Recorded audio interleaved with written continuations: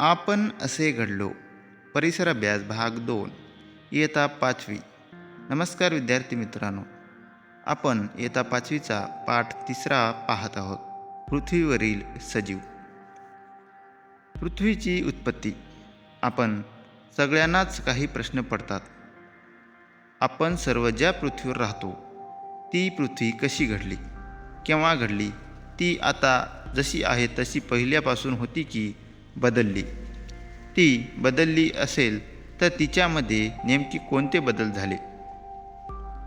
शास्त्रीय संशोधनाच्या आधारे असे मानले जाते की सुमारे 4.5 अब्ज वर्षापूर्वी अत्यंत तप्त वायू आणि धूळ यांनी मिळून बनलेल्या एक प्रचंड मोठा गतिमान ढग अवकाशात निर्माण झाला. त्याच्या अत्यंत वेगवान चक्राकार गतीमुळे त्याचे विभाजन होऊन सूर्य आणि सूर्याभोवती फिरणारे ग्रह निर्माण झाले. त्यांची नावे पुढीलप्रमाणे आहेत: बुध, शुक्र, पृथ्वी, मंगळ, गुरु, शनी, युरेनस, नेपच्यून. पृथ्वीवरील सजीवांची निर्मिती. या सर्व ग्रहापैकी पृथ्वीवर सजीव सृष्टी आहे.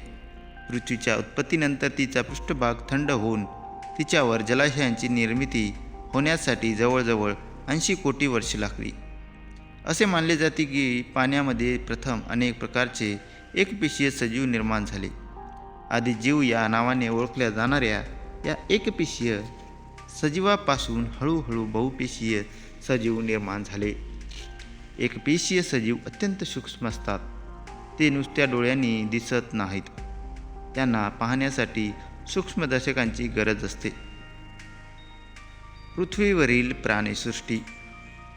पृथ्वीवरील सजीव सृष्टीमध्ये प्राणी आणि वनस्पती असा असतात. त्यापैकी प्राणीसृष्टीचा विचार आपण येथे करणार आहोत.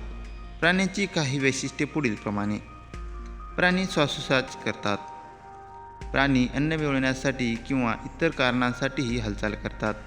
काही प्राणी जातीमधील प्राणी अंडी घालतात, त्यातून पिल्ले जन्माला येतात. काही प्राणी जातीमधील प्राणी आपल्याला जन्म देतात.